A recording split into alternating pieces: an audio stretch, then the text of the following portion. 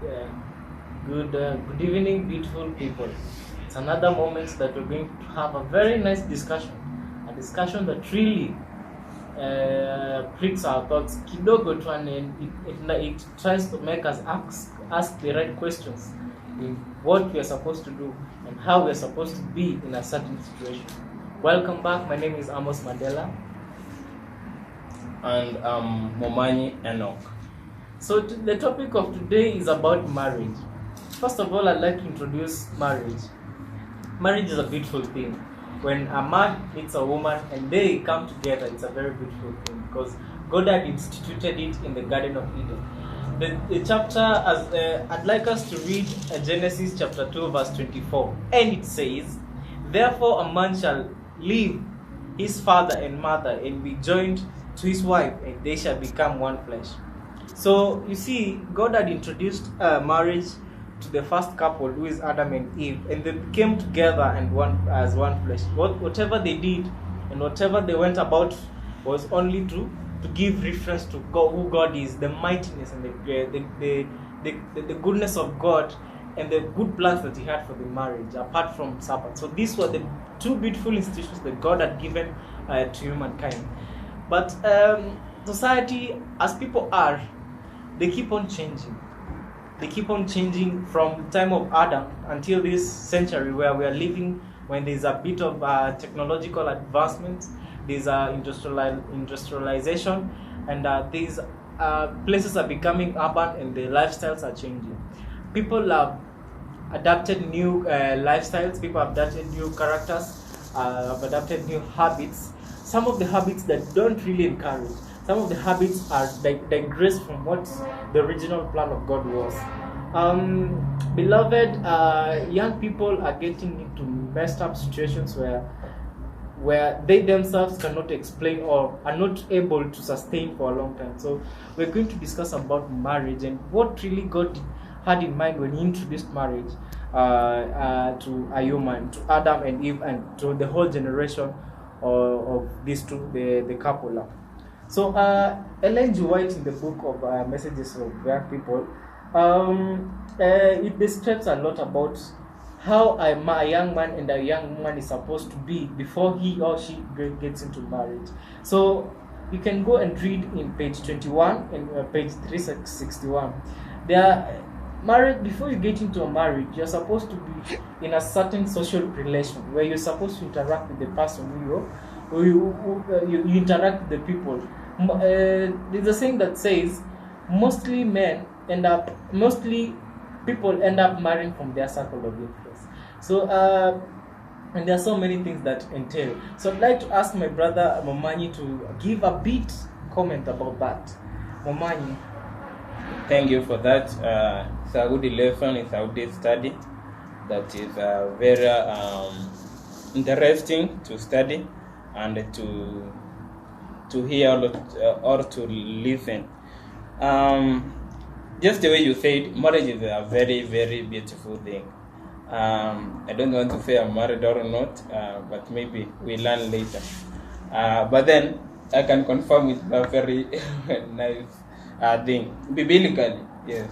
For those people who married and their marriage was successful, it is quite a good thing. Yeah. And as we can say, marriage is holy because it's an institution that was that God Himself was mwanzilishi.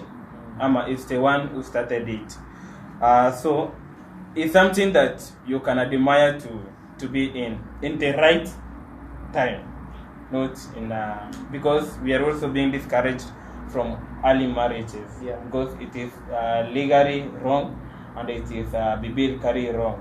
But it does not mean also that you wait until you get to your 50s. It will be kind of somehow late. So our topic actually was is it good to marry an unbeliever? I think that was the topic. Yeah. And just the way the Bible says, it's actually not good to be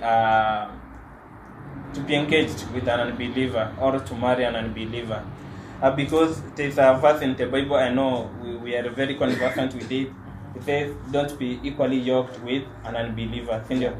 That means because actually somebody believes that maybe Nairobi is in Kenya, and another one believes Nairobi is in Uganda. So do you connect? You don't connect. So actually somebody also can believe our God is the Father, it's the only God that we have. Another someone can believe maybe if I wash my cow, it is the one which will maybe give me success or such, like which is the one to bless me. So you actually don't connect. Okay, if we confirm that biblically is from Deuteronomy 7, 3, 4. I think this is about the Israelites, and God was telling them in verse 3, nor shall you make marriages with them. You shall not give your daughters to their son, nor take their daughter for your son. For they will turn your sons away from following me to serve other gods. So the anger of the Lord will be aroused against you and destroy you suddenly. So God himself hates or doesn't want us to be engaged or to marry non-believers. Yeah. Just the way you mentioned, if we read about forbidden marriages in Adventist home, it says marriage of Christians with unbelievers. There is in the Christian world an astonishing, alarming indifference to the teaching of God's word in regard to marriage of Christians with unbelievers. Many who profess to love and fear God choose to follow the bent of their own minds rather than take counsel of infinite wisdom in a matter which vitally concerns the happiness and the well-being of both this world and the next. What do I mean? Or what is the writer trying to tell us with, of course, Madam White? Nowadays, we have gone astray. The Bible also confirms that the daughters of men are indeed beautiful. Yeah. Very beautiful. Can you confirm that? Yeah. Okay, it's okay the way you can say it. So the daughters of men are very beautiful. So we have left the daughters of God and we have gone to the daughters of men, which is something which is against God's instructions. So as we admire, as we are in our journey to marriage, for those who are in their journey to marriage, it is not good to be engaged or to be yoked equally with someone who believes something that you don't believe, someone who doesn't believe in our God, someone who doesn't believe in our worship. So that's the way I could have opened that topic. Thank you. Okay, now to add on that, I'd like us to also consider the book of Judges, verse 14, Judges chapter 14, verse 3. Yes. So it says, then his father and mother said to him, is there no woman among the daughters of your brethren, or among all my people, that you must go and get away from the uncircumcised Philistines? And Samson said to his father, get her for me, for she pleases me well. Now remember that this is a story of this Samson. Samson was came from a group that came from a tribe where God fought for them, but and he was one of the people, or he was ordained to lead the people of to lead the people of his community. But Samson, they say he had a weakness. He had a weakness for women. So here, the father and the mother had been given instructions on how to nurture Samson to become a great judge in his community. But Samson was was so unresponsive, did not really consider the thoughts of the parents, because the parents really knew about the God and what God required them to do. But Samson went ahead and married a woman from the uncircumcised Philistines, and eventually, at the end of Samson eventually, the progressive chronological events led him to becoming to be alifungwa. Eventually alishikwa na akafungwa na the Philistines because hakutilia maanani chenye mzazi alimwambia. And that begs another question: can our parents give us counsel on marrying, on who to marry or who to be married to? The answer is yes. Ellen G. White says, you can seek counsel from God-fearing parents. Open to them your hopes and plans. Learn the lessons which life has taught them, and make Christ your counselor. So remember, counsel from God-fearing parents is very critical for you before you marry. It really refreshes your thoughts and gives you a perspective on what you're supposed to do. So that one way or another really is very relative to marriage. So the question of unbelievers, you see Samson, he marrying an unbeliever eventually led him into getting into trouble. So we need to be careful. There's a book called The Adventist The Adventist Believe says that it should be marriage should be entered into only between partners who share common faith, mutual love, honor, respect, and responsibility. Just like the mother of Samson, the parents of Samson asked Samson to go and look for a daughter from their own brethren, from their believers, to marry from. Yes. Thank you for that. I think when you are approaching to marriage, of course, you can share with your parent, if you think they can help. So it is a nice thing. It is recommendable. In fact, kitambo yetu, actually our parents ndo walikuwa wanatutafutia, but then so just talk about that. Can you help me read 2 Corinthians 6:14? 2 Corinthians. I think it's here.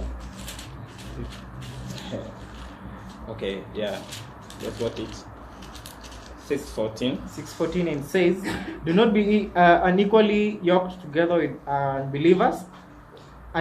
For what fellowship has righteous with lawlessness, and what communion has light with darkness? Continue a little bit. And it continues saying, and what accord has Christ with believer? And what accord has Christ with Belial? Or what part has believer with unbeliever? And what agreement has the temple of God with idols? For you are the temple of the living God, as God has said, I will dwell in them and walk among them, and I will be their God, and they shall be my people. Okay, thank you. So I think it is still confirming that an unbeliever can be someone within darkness. There is no way, and we very well know that there is no relationship between darkness and the light. There is no relationship between God or Christ and Satan. There can't be. There will never exist such a relationship. So it is better for you to do what?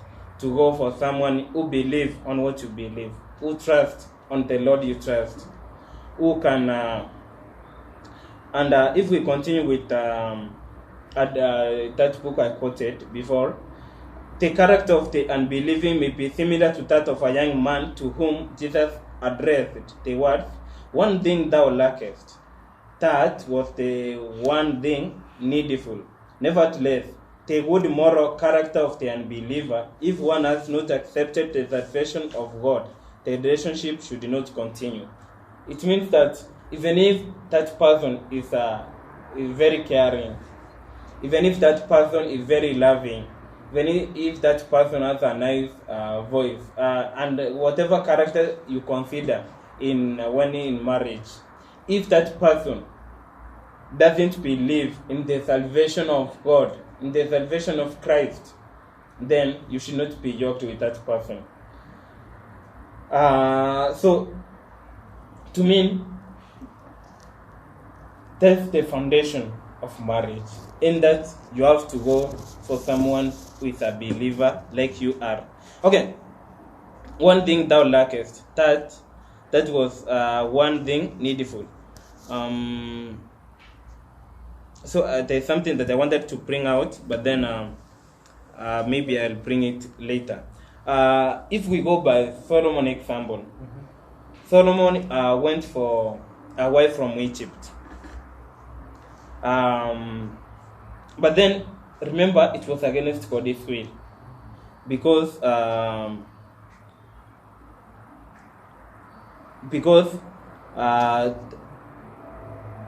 Egypt, to some extent, they were ungodly. Okay, maybe to a good extent, they were ungodly. So, and God was against intermarriages from people who never believed or believed Him. But Solomon did what? Went outside and married from Egypt. Okay, yes, this way that he thought he will change her to do what? To love God, or to follow God's command, or to be a believer like him. Maybe in one way or the other, he was successful. But remember, he first went against God's what? Will. In that, don't go outside your belief to go and marry outside. So, as far as you admire to do what? To go and marry outside in idea that you can change that person, know first that God is against that. Before you even think that you are coming to change him or her, God is against that. In that, don't be yoked with a person who is not of your equal in believing. So, what can you add there? Much has been said. Marriage is a beautiful thing, but we should be very careful when you're married, because marriage is you're bond with your partner or your spouse for a lifetime. So we should be very careful. Let a man be a man, let a woman be a woman. Let us marry from our own belief, from our own faith, so that it should not bring problems in the future. Thank you.